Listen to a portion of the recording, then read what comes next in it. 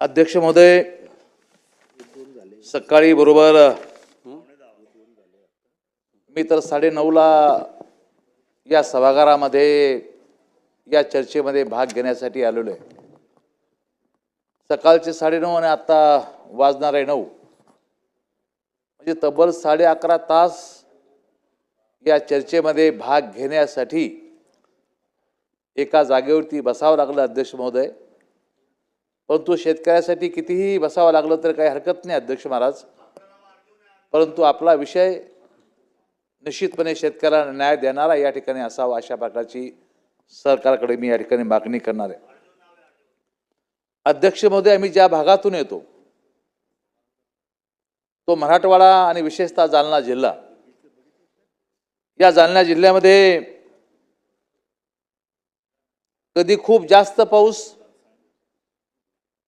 तर कधी खूप अल्प पाऊस, अशा प्रकारची स्थिती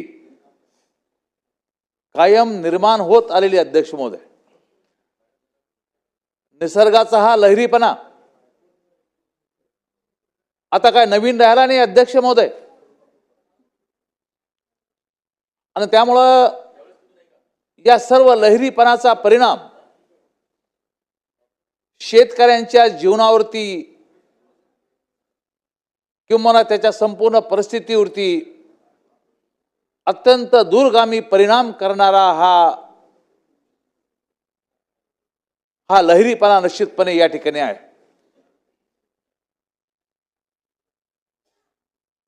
कधीतरी पीक चांगलं येतं अध्यक्ष महाराज,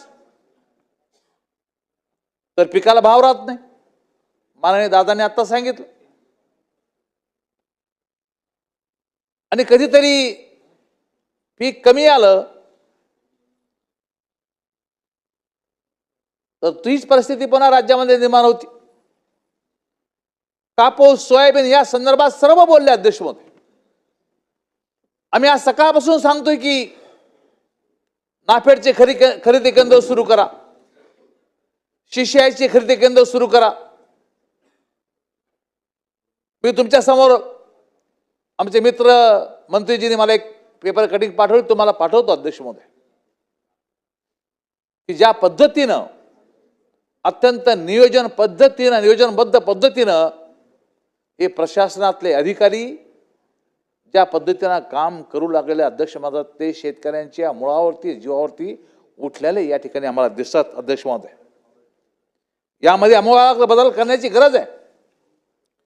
आम्ही निश्चितपणे आज शेतकऱ्यांचा आवाज म्हणून आम्ही या ठिकाणी उभा आहोत.